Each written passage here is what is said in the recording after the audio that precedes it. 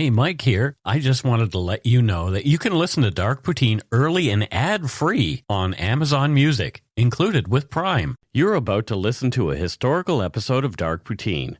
After episode 149, you will find Scott is no longer with the show.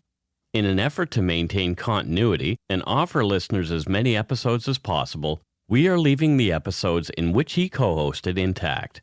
Thank you.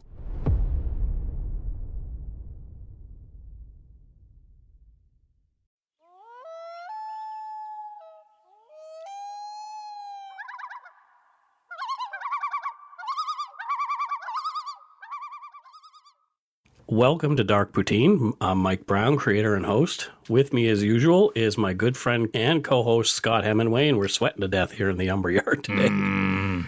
I think we're going to die. Yeah, I think I just did. You just did? Yeah. Well, there you go. It was nice knowing you, Scott. Yeah, it was good while it lasted. It certainly was. Dark Poutine is not for the faint of heart or squeamish, as our content contains mature themes, harsh language, and graphic descriptions of violent crimes. Listener discretion is strongly advised. And this one's a little difficult, so FYI. Good, I'm ready to get mad at somebody. We're not experts on any of the topics we present, nor are we professional journalists. We're just two regular Canadians interested in crime and the darker side of history. Let's get to it. Grab your toque. Grab yourself a double-double and a Nanaimo bar. It's time to scarf down some dark poutine.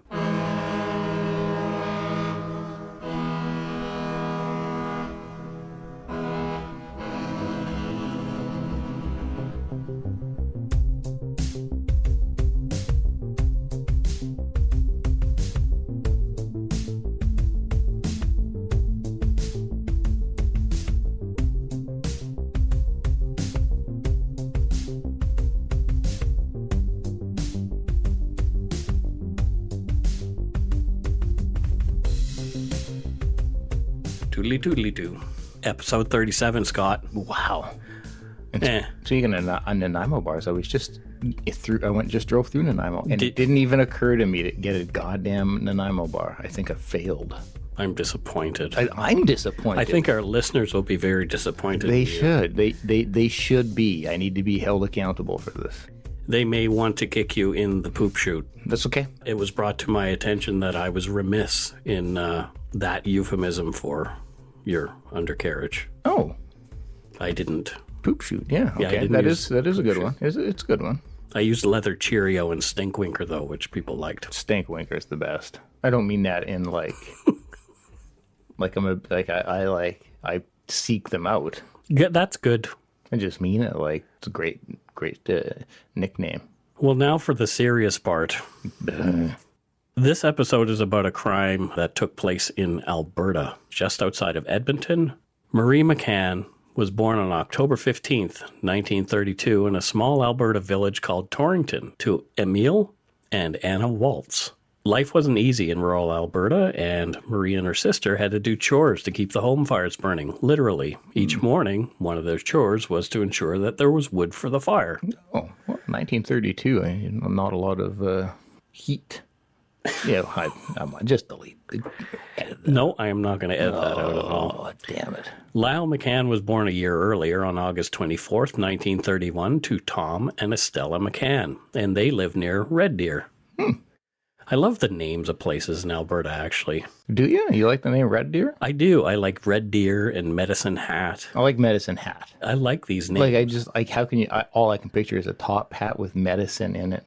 People have accused us of not being kind to Alberta over the years. I've got family there. A lot of my family lives in Calgary. Yeah, Carol's family all lives in Calgary as well. So, but that's part of why I have a joking battle with Calgary. The family jokes were always, everybody would make fun. The Calgary family would make fun of Vancouver. Oh, you're just a bunch of lazy hippies. And the Calgary family will make fun of Edmonton too, because the whole battle for of Alberta. For sure, absolutely. But then my mom and the Vancouver family would always be like, because the Calgary family, oh, we are prosperous because we work hard, and we'd always be like, no, you're prosperous because you live above oil. Yeah, fair enough. And so, yeah, anyways, that's why it's kind of a joking thing in my family. So, yeah, I mean, no, No ill will. Yeah, kind of do, though. Back to the podcast. Podcast. Lyle and Marie McCann married on July 30th, 1952 in Marie's hometown. They were given a cow as a wedding gift. Okay. I'm not sure if that was common practice in those days. Maybe it was, maybe it wasn't, but what an interesting gift. You weren't given one for your... I was not given a cow. Oh, I was totally given one. What? Yeah. I missed out somehow. You totally did. And we still have it. Yeah, just look harder next time you're over. All the time that I've known you, I don't think I've ever been in the basement. Is this where your cow lives? Only one way to find out. I guess I'm afraid to go to your basement.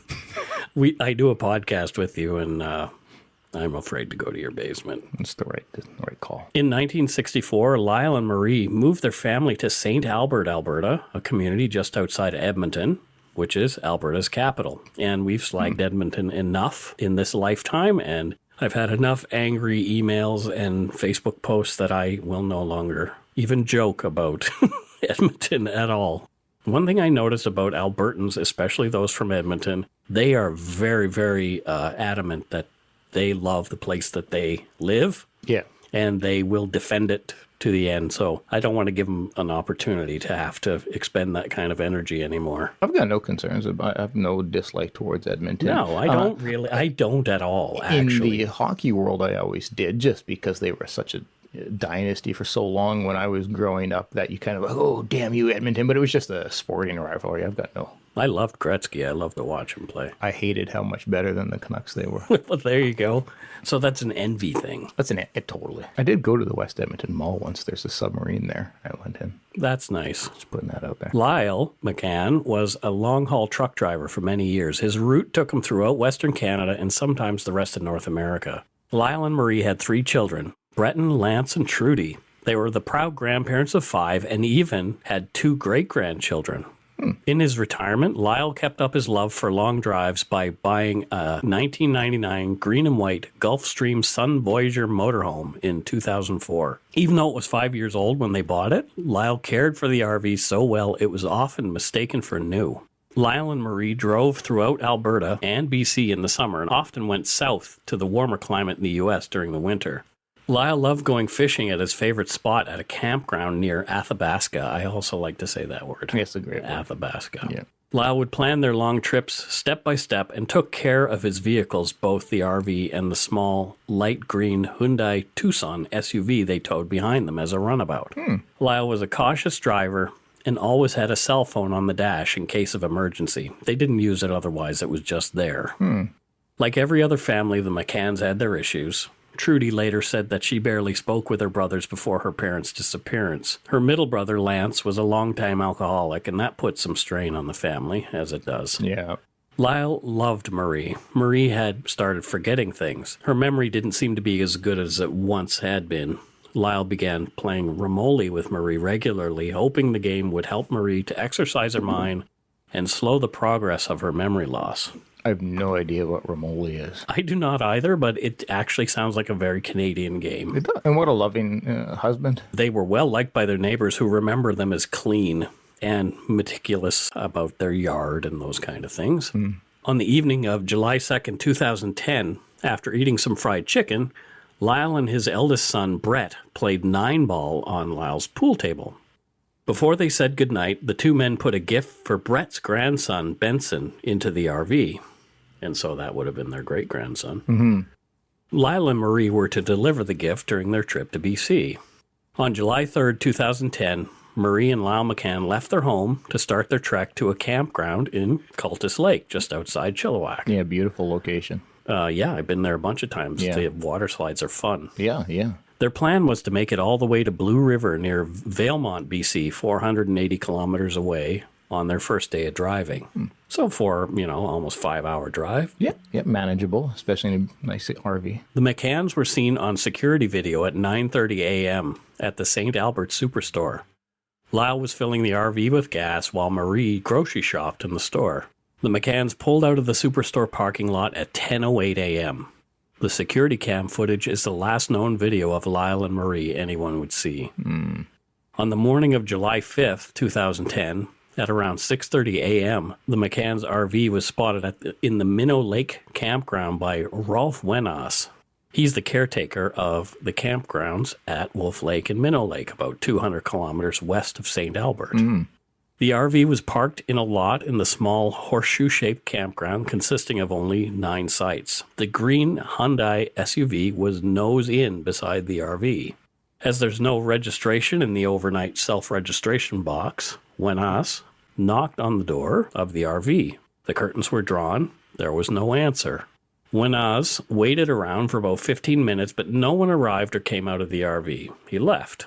When Oz came back at 12:30 p.m., there was no change. Nothing had moved. The curtains were still drawn inside the RV, and there was no answer to repeated knocks on the door.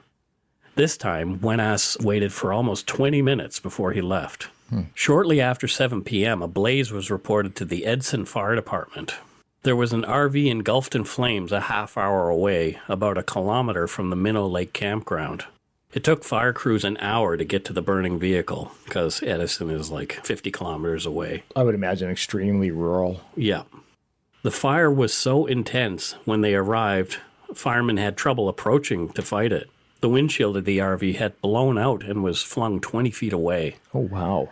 All the tires blew in the blaze as well. Once the fire was out, firemen checked whether anybody had been inside. There was no evidence of anyone having been in the RV at the time of the blaze, and it was believed that the blaze would not have been survivable regardless. Yeah. The RV was just a charred skeleton when the fire was finally extinguished, and we saw that picture of it later. And that's a perfect description, just a charred skeleton. That's it. Yeah. Nothing else. From a CBC article, quote, RCMP did not preserve or contain the burn site as a crime scene. There were no exhibits collected, no yellow tape put up. The burned-out motorhome's shell was hauled to the Edson dump the next day, and the chassis was taken to a storage yard in Edson, and end quote. It wasn't unusual to find a camper burning in the wilderness, and there were no missing persons at the time, so cops assumed it was just an abandoned junker that someone had set fire to. Yeah, I get it, but still. Yeah, well, this is mistake number 1, I believe. On July 10th, 2010, Trudy Holder, the McCann's daughter, arrived at the Abbotsford airport. The McCanns were supposed to pick Trudy up at the airport, and she was going to join them for a while at the campground in Cultus Lake. When they weren't there, Trudy was worried. Lyle made a habit of being punctual and prided himself on it. I mean, he was a trucker after all. Yeah, for sure. For sure.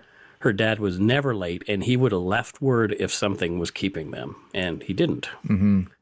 Trudy called the RCMP to report her parents missing. When it turned out they hadn't made it to any of the campgrounds they had intended to, the search began.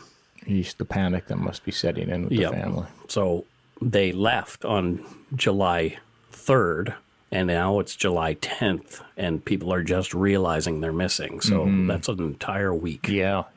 Perhaps the McCanns had some sort of accident on their drive through Alberta and BC, but there was no sign of them. And like I say, Lyle was an experienced truck driver, so the chances of him having an accident were probably fairly slim. Yep. Mounties started searching for the vehicle as well. They realized that the burned RV in Edson was the same one that belonged to the McCanns. They searched the area with an accelerant dog and found nothing conclusive one way or the other. Either the fire was accidental or intentional, but as they had not secured the site initially, much of the evidence was lost. Yep. There are theories that it was set, but there's still no hard evidence that it was. What do you mean set? That it was an intentional fire? That it was an intentional fire. Oh, yeah. Yeah. It's assumed now with what we learned later. Yeah. But at the time. On July 13th, 2010, 2 people claimed they'd seen the light green Hyundai Tucson SUV that the McCanns had been driving close to Prince George. And that's 7.5 hours away from St. Albert. Nothing came of this lead. It turned out to be a red herring. Yeah. Well, I imagine there's more than just one green Hyundai Tucson. Also, on July 13th, 2010, RCMP got what should have been their first big break in the case. In Piers, Alberta, 40 kilometers away from where the burned-out RV had been found, police were checking up on a colorful individual who went by the name Bandana Dave Olson. And you'll never guess why they called him Bandana Dave. I showed you a picture of him. Because he hates bandanas. Right. Yep, thought so. I think it's actually the opposite. Oh. Yeah, he did seem to have a colorful bandana around his neck. Yeah. He didn't appear to have... and this isn't a judgment, but he didn't appear to have the best dental health. Well, he probably self-labeled himself Bandana Dave. Like he came out with his own nickname. I'm going to be like Shirt Scott Hemingway. Shirt Scott Hemingway? Because I wear shirts. Okay. Yeah, what should I be then? Glasses Mike Brown. That's dumb. Yeah, well, so is Bandana Dave. There you go. Dave Olson was under watch as he'd been recently charged with cultivation of marijuana, the devil weed. Dun, dun, dun. And part of his release conditions involved regular visits from the RCMP. You know, we've been through this before. They don't lock you up rurally until after you're convicted. Yeah. They just come visit you. Yep. Bandana Dave had a story to tell. It was one that was nagging him. He wanted to talk about his friend, Travis Edward Vader. And yes, it is Vader, as in Darth Vader. That's his last name. Coincidence? Well, I think not. I'm going to say that I would not be surprised if this gentleman had not been related to Darth Vader in some way. That's what I'm saying. Olson also told the cops that Vader, who he'd known only for about 8 months, was at his trailer in the mobile home park almost every day, smoking meth and drinking beer. Okay. That doesn't sound like something a man named Bandana Dave would be doing. Well, I guess it was. Huh. Travis had lost his job in the oil patch sometime in 2009, and he blew through the cash that he'd had from there. And apparently his last paycheck was like $100,000. The oil field is a lucrative place to work. It's pretty Or cool. it was, I should say. Yeah. After his own truck was repossessed, Travis Vader showed up at Dave's place with a lot of different stolen trucks many, many times. As many as 25 or 30 over the course of their friendship, Olson estimated. Oh, wow. That's a lot of stealing of trucks. Travis was selling meth and stealing to get by. He mostly stole copper, claiming he was stealing 5,000 pounds at a time, which brought him between $2 and $3 a pound. Shit. We personally, you and I both know the havoc that copper wire theft can cause. Sometimes when your cable phone or internet is down, it's because some scumball has stolen a length of above-ground telecom wire. Every once in a while, they get fried doing it. Yep. There have been many kilometers of wire taken in one go, and Travis Vader could have been somebody doing just that. Who knows? This all happened before I was at that other telecom that we used to work at. Yep. Perhaps Travis Vader caused one of the outages that you had to deal with there. It's quite possible. Isn't just another reason for me to despise him? Because then we would get the calls and I'd get all the escalations. Of, why is my cable down? Had I known, I'd be like, Travis Vader. Travis Edward Vader. Yeah, did just it. Like, give him a call, not me. Exactly. Travis was known to destroy the vehicles that he had stolen, burning them after he was done with them. On July 3rd, 2010, Vader had been at Olson's house around noon driving a stolen but beat up Ford F-350. He put some lawnmower oil into the jalopy and it seemed almost on its last legs. Well, yeah. Lawnmower oil. It's not the most efficient fuel. Sure, whatever. Vader said he was broke and hungry and needed some quick cash. Travis used Dave Olson's landline to make 3 calls to his girlfriend, Amber Williams, but she didn't answer. Frustrated, Vader left Dave's trailer in the F-350 shortly after 12:15. Olson told them that Travis Vader came back to his place around 5:15 p.m. This time, he was driving a little green Hyundai SUV. Who was towing an SUV of the Hyundai variety behind them? The McCanns. Yeah, that wonderful innocent family. Travis backed the SUV into the driveway and parked it as far back from the main street as he could. In Alberta, the license plate is only required on the rear of the vehicle, so this would obscure the plate from view. Yeah, in BC it has to be visible, front end. Right, so why would he want to obscure the plate on a vehicle? Well, perhaps he had stolen that vehicle or something even more nefarious. Yeah, absolutely. Both of those. Yeah. Dave Olson went out, bought beer and smokes, and a cell phone pay-as-you-go card with the cash that Travis had given him. Where to get cash? He was hungry before. The two spent the evening drinking as Travis frantically texted his girlfriend, Amber Williams, using the cell phone he'd been given by his ex, Andrea Sexsmith. At 7:30 p.m., another friend, Miles Ingersoll, arrived at the Olson residence. Olson told the police that he'd seen in the paper later that an older couple had gone missing and that one of the vehicles they had was that little green Hyundai SUV. Mm-hmm. He said he was concerned that his buddy Travis had something to do with the disappearance of the McCanns. Although skeptical of Dave's motives, RCMP decided to follow up on the lead. I wonder why they were skeptical. Well, Bandana Dave. Well, yeah, but it sounds like some pretty specific But info. they were not skeptical about the information. They were skeptical about his motives for giving the information. Yeah, okay. It's like, don't look over there. Don't charge me so much for all the weed that I've been. Well, and also they might have been skeptical that he had something to do with it, and it's just trying to point them somewhere else. So they went to Miles Ingersoll's place, and Miles confirmed that he had been at Dave Olson's on July 3rd, and that he had noticed Travis Vader seemed agitated, as if something was really bugging him. He said that when he got to Dave's, he parked in front of the Hyundai SUV, which was seafoam green in color, and it had a tow bar on the front bumper, exactly what the McCanns had. Yeah. 5 minutes after Miles had arrived at Bandana Dave's, Travis wanted to leave. Miles had to move his car for Travis to get the SUV out, and Travis took the remaining beers with him and split.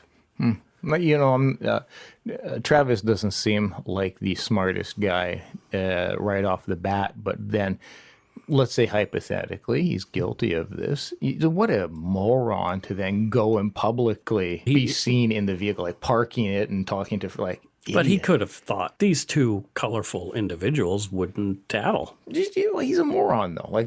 I'm not arguing with you. Yeah. Yep.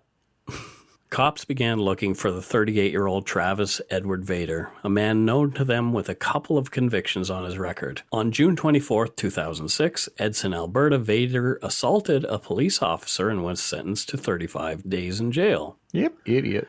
On September 26, 2007, also in Edson, he was charged and convicted of dangerous operation of a motor vehicle. He was sentenced to a month in jail and 12 months probation. Idiot. And also 12 months of prohibition from driving. I guess he would be what we would consider a bad apple. A bad apple. Totes a bad apple. Totes. Vader was in the wind. His friends and known associates claimed they had no idea where he was. On July 16, 2010, this is 13 days after the disappearance of Marie and Lyle McCann, their SUV was discovered in a stand of trees on an unused farm called the Sampson Roeder property. The SUV was a dirty mess inside and out. It contained a wealth of damning evidence, but there's still no sign of McCann's. From court documents. When the SUV was subsequently examined in an RCMP garage, it was found to contain a number of items, including a can of boxer beer and a cup holder in the console between the two front seats, a propane tank and a shopping basket in the back, along with several loose potatoes. Superstore no-name brand cans of food products were also recovered. These cans matched the type of food products that were purchased by the McCanns from the St. Albert Superstore on July 3rd, 2010 at 10:08. 2 baseball hats were in the SUV. One had the text Vopak, while the other had a logo for Bogues Draft, and that's spelled B-O-A-G. And the Bogues hat had a small hole in its brim. The video images of Lyle McCann, captured at the St. Albert Superstore on July 3rd, showed him wearing what appeared to be that Bogues hat. Blood was in several locations in the SUV, on the Bogues hat and on the Superstore no-name cans. Lots of analysis had to be done to gather more information about what secrets this evidence might reveal. That same day, RCMP publicly named Travis Edward Vader as a person of interest in the disappearance of Lyle and Marie McCann. They claimed they wanted to speak with Vader, but warned the public not to approach him if seen, but to call them immediately. The next day, RCMP also found the burned-out F-350 at the Encana oil well site north of Highway 16. Between the rear of the truck and its box, guess what they found? Chupacabra? No. It was the Hyundai key fob, and the key matched the SUV. This is really some significant evidence compiling against them. Yes. Early on, RCMP came under heavy fire from the press and public, stating that they'd bungled the case from the beginning and that too much time had passed. Yeah, I can understand that frustration. I could see why people were upset. Yeah. On July 19th, Travis Edward Vader was arrested after a brief chase near a friend's home. He had the cell phone Andrea Sexsmith had on him when he was taken down. Cops seized the phone as evidence. They held him on other charges, including possession of weapons, stolen property, as well as drug-related offenses, while they built their case against Vader, who was not talking.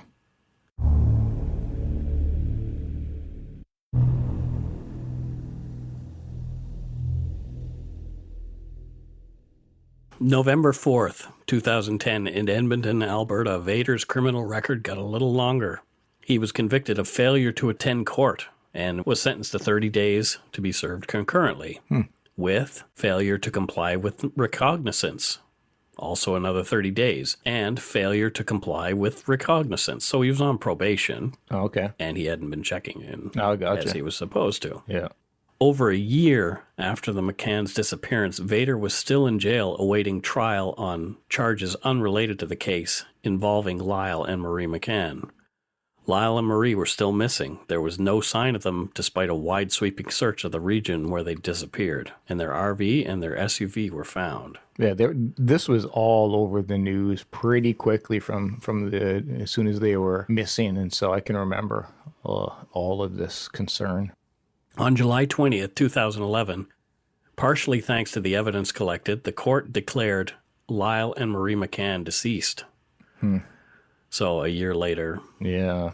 The RCMP refused to comment on their continuing investigation into the McCann's disappearance, only saying that they believe the McCanns died on the very day that they disappeared, July 3rd, 2010. Yeah. It was presumed they'd been murdered for their possessions.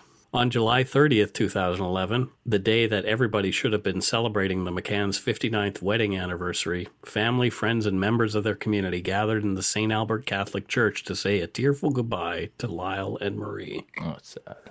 A billboard was erected on the Yellowhead Highway near the place where the McCanns had been traveling, offering a $60,000 reward. It read, "Please help find our parents, Lyle and Marie McCann. Missing since July 3rd, 2010. A smiling picture of Lyle and Marie in happier days took up about half of the billboard. On December 12, 2011, in Evansburg, Alberta, before a judge, more charges were laid and pled guilty to by Travis Edward Vader. 1, possession of a controlled substance, and that was a 1-day sentence. Oh, boy. Careless use of a firearm, another 1-day sentence with a 5-year firearm prohibition. Possession of stolen property under $5,000, also a 1-day sentence. Whew. Yeah, if he's not serving these combined, then he's looking at like 3 whole days here. Well, it's all concurrent. Driving while unauthorized, another 1-day sentence. But there were more charges and more convictions to come, so this guy wasn't getting out anytime soon. Yeah, I think a lot of these are just so that they can try to hold him, keep an eye on him. You are picking up what I'm throwing down here. December 22nd, 2011, Edmonton, Alberta, before another judge.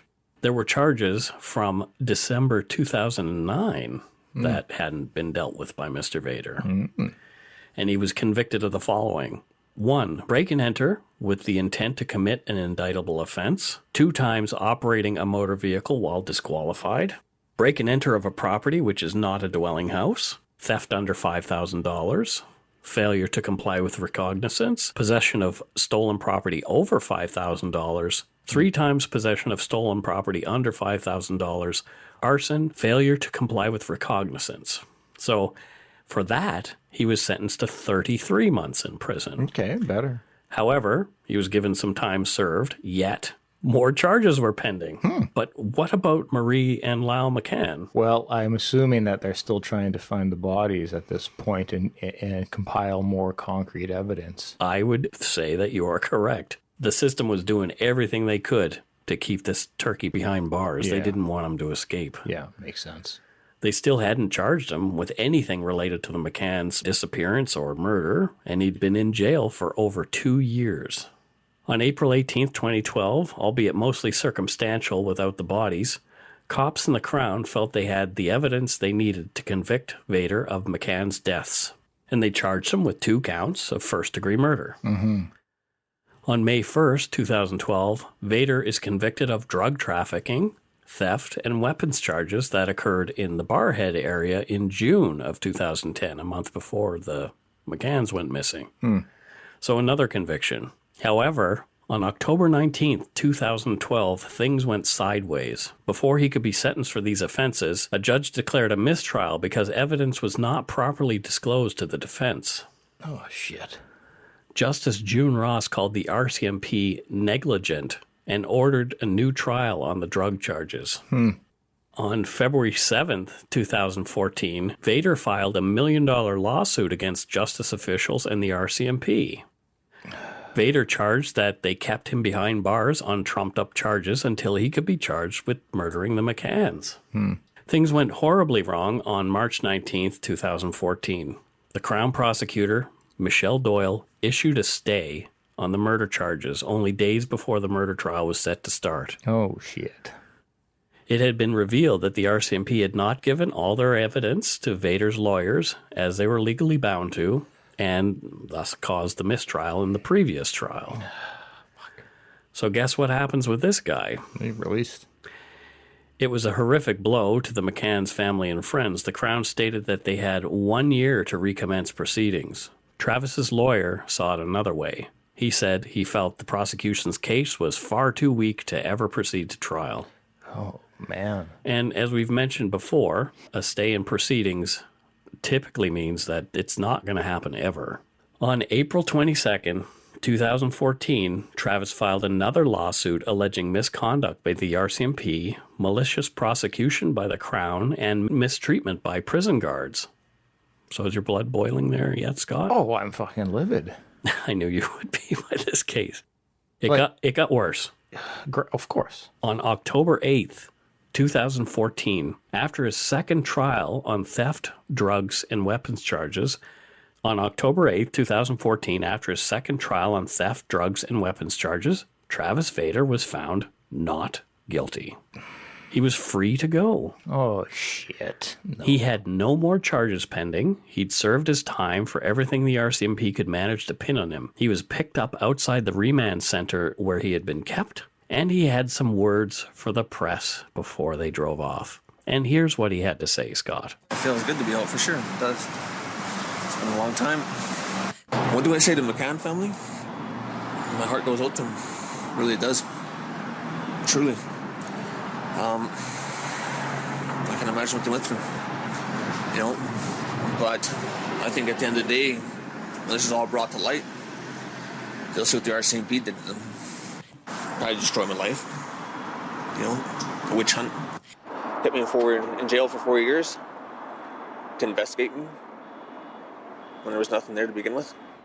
It's horrible. What do my children think? What they went through? How do you explain 4 years' lives gone? 4 years? So there you have it. What are your thoughts on those statements, Scott? He seems pretty smug. I can't fucking stand him. To me, it seems clear that he is involved, if not guilty, of this, and he's making it out that he's the victim. Yep. That going to sue or is suing, like, so he's trying to profit off of being a murderer. Correct. Fuck him. Thankfully, Vader's freedom was to be short-lived. Oh, good. Only 2 months later, on December 19th, 2014, Travis Edward Vader was arrested and again charged with the first-degree murders of Lyle and Marie McCann. Good. This time, the prosecution was ready. Yes, the case was still mostly circumstantial, but they had some strong physical evidence putting Vader in the McCann's SUV, timelines with text between Vader and his girlfriend, Amber Williams, even using the McCann's own phone at least twice. The trial began with the prosecution laying out its case. Many of Vader's associates were witnesses for the prosecution, including Bandana Dave, Amber Williams, and a man named Bulmer, who Vader had lived with for a time. He had seen Vader with 2 firearms, a .22 caliber rifle and a larger caliber hunting rifle. Another witness placed the loaded guns in the F-350 as late as July 5th, 2010, and that's 2 days after it is believed that the McCanns were murdered. The most serious evidence was DNA evidence, placing Travis Vader in possession of the McCanns' belongings and inside their SUV. Yep. From trial proceedings, the Crown's experts concluded certain matches had been established. DNA recovered via a swab of the can of boxer beer located in the armrest of the SUV matched Mr. Vader's DNA. A complete DNA profile was developed. The probability of a random individual having the same DNA profile is 1 in 3 trillion. Hey, so it's possible, right? However, not probable. DNA recovered from a blood stain on the SUV center console rest matched Mr. Vader's DNA. A complete DNA profile was developed there as well. The probability of a random individual having the same DNA profile is 1 in 3 trillion. Yep. DNA recovered from a tissue located in the SUV matched Mr. Vader's DNA. This was a complete DNA profile. The probability of a random individual having the same DNA profile is 1 in 3 trillion. That's a lot of trillions. Yeah, so it's looking like this is definitely him. For sure. DNA recovered from the inner sweatband of the Vopak hat matched Mr. Vader's DNA. A complete DNA profile was developed. The probability of a random individual having the same DNA profile is 1 in 3 trillion. Again with the trillions. DNA recovered via a swab of the SUV steering wheel matched Mr. Vader's DNA. Only a partial DNA profile was developed, and the probability of a random individual having the same DNA profile is 1 in 7.4 billion. So, still a significant amount of billions. yes, DNA from the bloodstains located on the no-name cans found in the SUV matched Marie McCann's DNA. So we've got Blood from the victim, too. One of the victims. in the same location as his DNA. The probability of a random individual having the same DNA profile is 1 in 4.6 billion. DNA recovered from a blood stain located on the back left front passenger seat of the SUV matched Mr. Vader's DNA. And this was a partial profile and with a lower probability of 1 in 12 million. But there's a lot of other very much stronger DNA evidence there. Here's one that bugged me. Multiple locations on the Bogues hat were tested. DNA was recovered that matched Lyle McCann's DNA. And in one instance, a bloodstain revealed a mixture of DNA from Lyle McCann and Mr. Vader. So it sounds to me like they were fighting. Yeah. To get both of their blood mixed, there's got to be some close contact.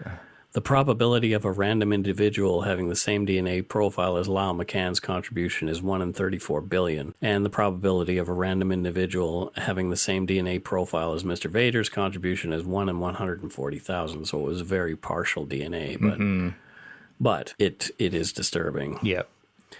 The Bogues hat also had a hole in it. This, an expert testified, was made by a small caliber firearm being fired at close range, passing through the brim into the wearer, whose blood was then spattered on the hat. Shit. Cell phone evidence, text between friends, and pings from towers established timelines and positioning of Travis Edward Vader. From more court documents, the McCann cell phone records indicate it was used in 2 periods on July 3rd from 2:14 in the afternoon to 4:32 in the afternoon. All communications were attempts to contact Amber Williams, who was Travis Vader's girlfriend. Yep. Okay. Here are the 2 text messages sent during this period.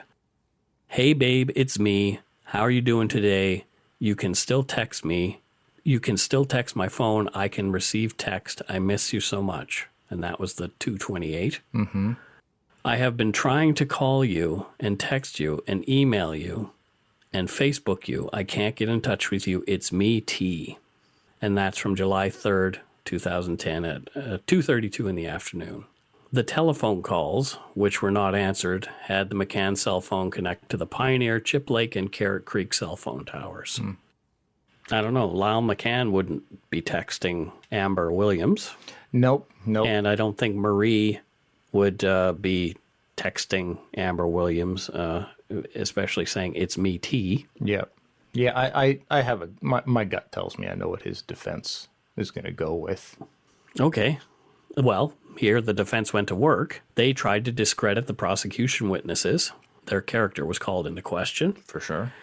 They claimed it wasn't Vader at all using the McCann's cell phone. It was someone else, because T doesn't stand for anything but T. Sure. Defense counsel, well, there's lots of other names that begin with T. There's Tim. Thomas? Yeah. There's also Turdball. Turd Nugget? Yeah. Defense counsel indicated their belief that Bandana Dave Olson and another man were behind the murders. Sure. They even presented, well, that's why Bandana Dave tattled, right? Yeah, I get Let's it. put the heat on this other guy that I gave the SUV to. Yeah, except Bandana Dave's DNA isn't mixed with the murder victim. Well, maybe Bandana Dave was a mastermind, and he was much more careful. It's clearly what, as soon as, when you hear the name Bandana Dave, you think mastermind. If you look up Bandana Dave and the picture that you see, you'll think.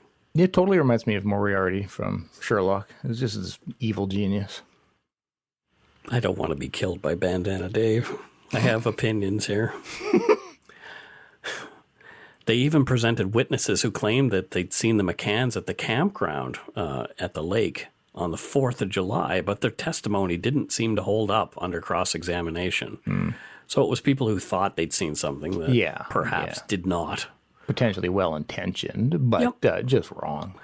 There was even a theory presented that Vader's DNA had gotten into the SUV by way of a sneeze. Oh! Achoo. No, okay, that explains it all. So We're I'm good. looking into Bandana Dave's got the SUV there, so I'm looking into it, and I happen to sneeze while I'm... Makes total sense. Because Bandana Dave is a bad guy. Yeah, and an evil genius. I can't do it. I have... In the end, the prosecution won out, sort of. After all sides were presented, the judge went away to make his decision. The findings were as follows. Oh, no jury on this one? Nope. Trial by bench. Which actually, if I'm ever charged with anything, I would choose trial by bench. Oh, why is that? Well, you gotta have pretty good evidence to get by a judge. Yep, and not a lack of emotion involved in the decision. Yep. I am wondering whether the OJ trial would have gone differently if it was a bench trial. Yeah, probably. But that's probably why they didn't go with a bench trial, Exactly. So if you're not guilty, choose a bench trial. in Mike's legal opinion.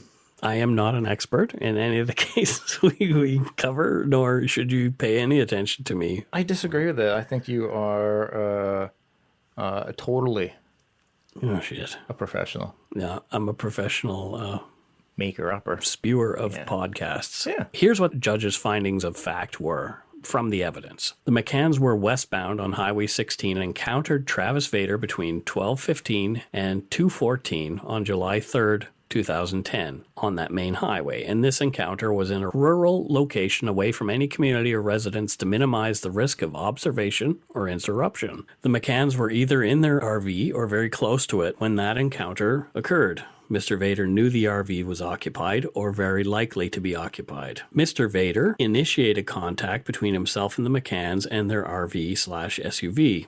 Mr. Vader chose to initiate that encounter and could have picked alternate target vehicles. Travis Vader's intention was to steal the McCann RV/SUV and its contents. Mr. Vader could not have known the number and kind of occupants of the RV. As an intelligent criminal, he would only initiate that contact if he believed he could control the occupants of the RV. Mr. Vader had a firearm or firearms when he initiated contact with the McCann vehicles. He planned to use the firearms to control and dominate any occupants of the RV and complete the theft. Yep. Travis Vader's firearm was loaded. It subsequently fired a shot, and we proved that through the hat. Yep. The McCanns were unarmed. Their guns were left home. Violence occurred between the McCanns and Mr. Vader. Blood was shed. Mr. Vader's firearms were discharged at least once. During that violence and bloodshed, or at some point later, both McCanns were killed by Mr. Vader. Mr. Vader relocated the McCann vehicles to a concealed location, most likely the Sampson Roader property, which is on the south side of Highway 16 and west of Range Road 144. Mr. Vader used the McCann phone between 2:14 and 3:55 on July 3rd, 2010. Mr. Vader detached the McCann SUV from the RV and traveled to Dave Olson's residence in Piers, where he arrived around 5:15 and later left around 7:35. Mr. Vader subsequently took active steps to dispose of the McCann's bodies in an unknown location, such that exact cause of their deaths cannot be determined. And on July 5th, 2010, Travis Vader burned the McCann RV to destroy evidence that it contained. Yep. Because there's no other reason to burn No. the RV unless you're trying to conceal evidence. So after that finding of fact, on September 15th, 2016, Judge D.R.G. Thomas found Travis Vader guilty of second-degree murder. I guess because not premeditated, I'm imagining, is why second degree. It had to be over by then, right? Yeah. No. Oh, great. The defense filed for a mistrial based on their belief that the judge had made a mistake in his findings by misapplication of part of the Criminal Code of Canada involving murder during another offense. Oh, shit. So here's another crazy twist to this wacky case. On November 8th, 2016, the judge brought down his decision on the mistrial. It was denied, thankfully. Phew. The judge agreed, though, that the guilty findings for second-degree murder were not correct. Oh. The finding was, I vacate the finding in that Travis Vader is guilty of second-degree murder for his killing of Lyle and Marie McCann, and also vacate the related convictions entered by me on September 15th. I substitute the verdicts of guilty beyond a reasonable doubt for the lesser and included offenses of manslaughter of Lyle and Marie McCann near Piers, Alberta, on or about July 3rd, 2010. So manslaughter times 2, but at least it's a conviction, right? Which, I mean, legally, I can understand why that could be the case. Because he might not have intended to kill them, reacting to a fight and stuff. So I can understand manslaughter, but emotionally, that pisses me the fuck off. Yeah. At his sentencing, Vader himself spent hours ranting that he had done his time and was being mistreated in jail by other prisoners and the guard. He claimed corrections staff used excessive force against him and would yell over the loudspeakers, "Where are the bodies, Travis? What did you do with them? Where are the McCanns?" He claimed he was subject to cruel and unusual punishment by way of overcrowding, excessive lockdowns, and dry celling. Cruel, unusual punishment by overcrowding. I don't know if that can be cruel and uncomfortable. Yeah. It's not unusual because lots of jails are overcrowded. No, absolutely. So dry celling, he mentioned that. Yeah, what is it? It is where you're put into a cell without water to the toilet when you're suspecting of having keistered something. Okay. Much like Leston Lawrence in our last episode. That's right. And that's like drugs or contraband. And there would be no way to get rid of the evidence by flushing it away. He also claimed that other prisoners were mean to him and violent. He said that one particular practice was disturbing. From court documents, Mr. Vader complains that he was shit-bombed shortly after his 2010 arrest while at the Old Edmonton Remand Center. Shit-bombing is a practice of certain inmates to harass others where an enclosed container, such as a rolled-up newspaper bag or bottle, is filled with feces and then placed beside the gap under a door, and the container is compressed, ejecting its contents under the door into a space, i.e. the target cell. Yeah, that's pretty awesome. Yeah, so just stomp on the bag and it would fire into the... In this situation or this circumstance, yeah. Cool. So I he find was it hilarious. shit-bombed. Yeah, I find it hilarious. Good. The prosecution was done, as was the defense after Travis Punch-Me-Face Vader had finished. He seriously does have a punch-me face. Oh my gosh. Yeah, seriously. He's a big dude. I'd actually be afraid of him. Yeah, but his face, every photo I've seen, he looks smug. Yeah. And like he deserves or wants to get punched in the face. Justice D.R.G. Thomas passed sentence on Travis Edward Vader.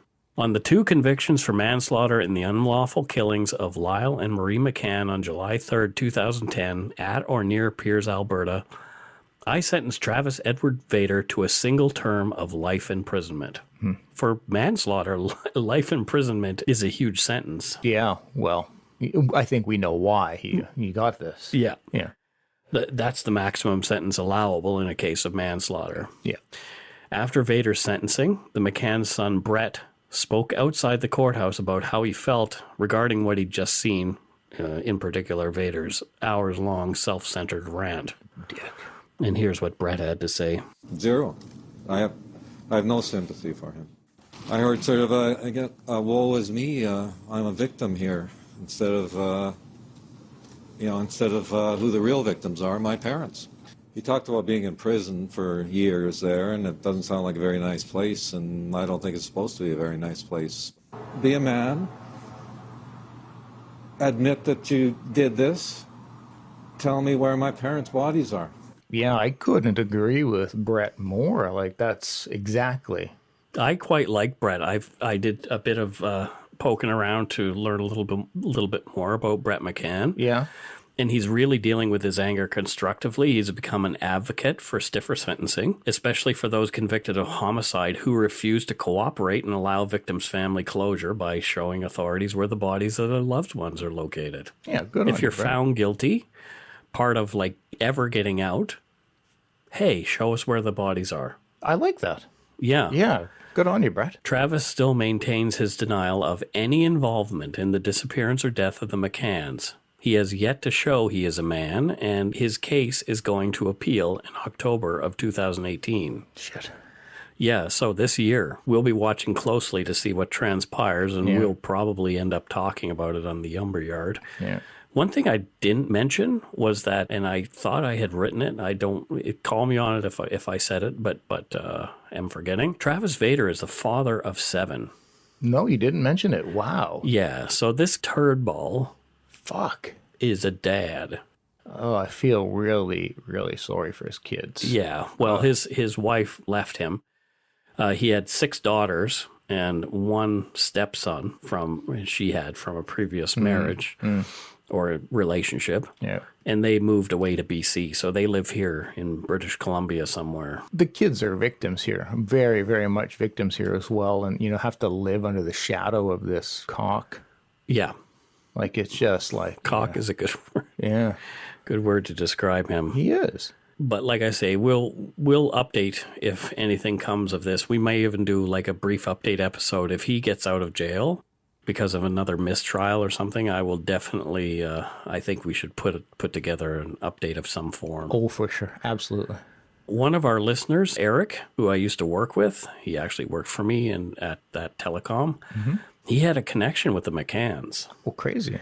One of his friends, one of his good buddies, lived next door to the McCanns, and he walked by that RV every time he went to his friend's place. Oh, wow. And so when he heard about this happening, he knew exactly the RV that they were looking for and all that kind of stuff. That must have been a creepy Absolutely. experience for him to have to go through. So shout out to Eric for sharing that story with me. And we talked about that when we actually were working together. So I've been planning this one for months. Yeah. So before we go, we want to thank our patrons this week. First up is Stephanie Arsenault from Quebec City, Quebec. Yeah, welcome, Stephanie. Thank you very much, Stephanie. She comes in at our $5 level, so she'll be able to hear our after shows. There are 14 of them for you to listen to. Oh, are there that many already? There are. The ramblings of Scott. Yeah, well, just to let folks know, there won't be one after this episode because Scott has had... A death in the family. okay, there you go. You can say that. There was my father-in-law passed away 2 days ago. And so it's... So condolences to your family and your wife's family. Thank you.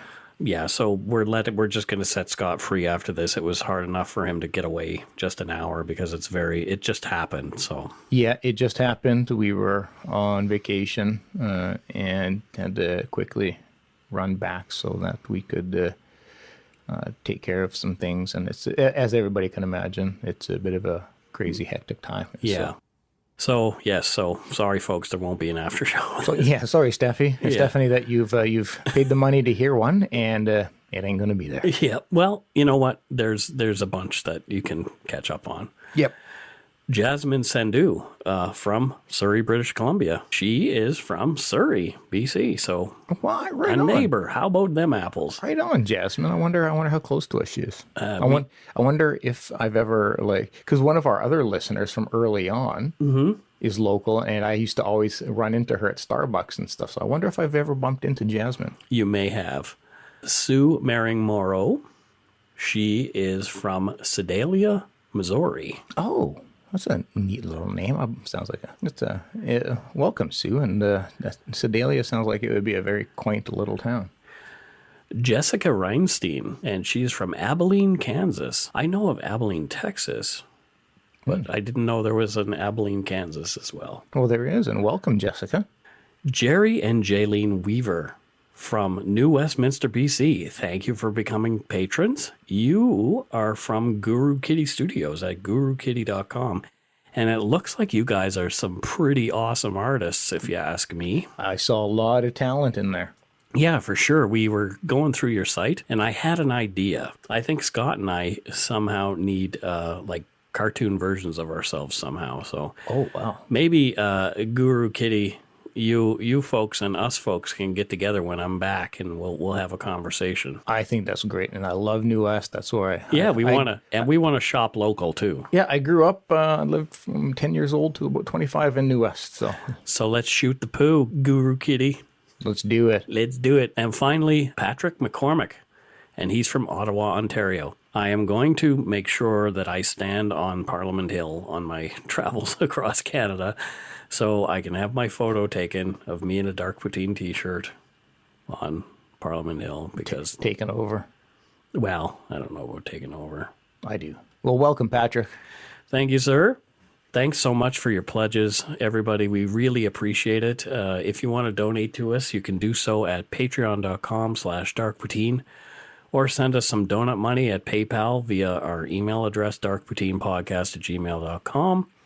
Our website, darkpoutine.com, is great for show notes. I'm adding more stuff there. So I'm adding even, if I have them, I'll add the court documents moving forward, that kind of stuff. It's really fascinating stuff to just take a peek through. Sure. Follow us on Facebook, Twitter, and Instagram. Just search for Dark Poutine. And please tell your friends about us. Word of mouth is important. We had some interesting developments yesterday. A friend of ours, Heather, is in Las Vegas. That is right. And she was talking to a random person in Las Vegas who was mentioning that he liked to listen to podcasts. And he's from where? Texas. So completely random. Completely random. She doesn't know him. He doesn't know her. He said one of his favorite podcasts, Dark Poutine. Sweet, sassy molasses. Holy moly. Yeah. So that's pretty awesome. I love that kind of stuff. Oh, it's just such a great feeling. It really is. And still so shocking because I'm just like, it's me and Mike sitting in front of mics, blathering. And we've got at my place, we've got people from Texas randomly bumping into our friends who are like, yeah, like it's just mind blowing. Yeah. So, don't fall for this guy. It's just me and Mike. So Heather sends me a picture of her and the guy together, and I send a picture back of myself waving. Yeah, yes, that's so awesome. It's very cool. Especially fun is our closed group, the Yumber Yard. Listen to episode 12 if you want to know what Yumber Yard, where it came from. Yeah, because people ask over and over again. Episode 12, Yumber Yard. We're pretty active there, so we want to interact with you, and we love you and all that kind of stuff. We're getting hot. Holy shit. You can subscribe to us on your favorite podcast directory like iTunes Podcast, Google Play, Stitcher, TuneIn, or Spotify. That's it for this week, folks, and the podcast will be on a bit of a hiatus, just FYI. I am going to be traveling.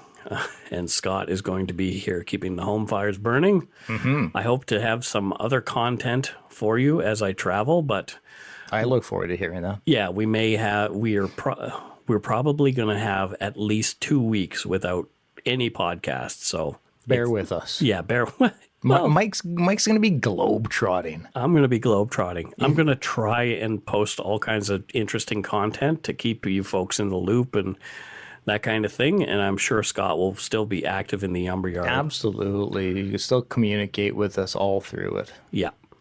So, don't forget to be a good egg and not a bad apple. Bye-bye, everybody. Love you, folks.